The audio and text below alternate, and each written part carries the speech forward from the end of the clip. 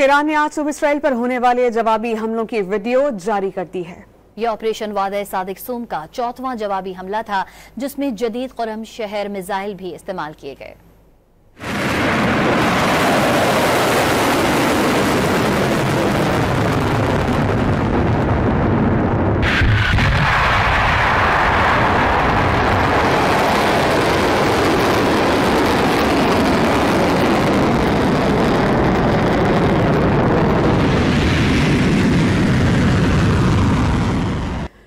Iran ने आज सुबह इसराइल पर होने वाले जवाबी हमलों की वीडियो जारी कर दी है।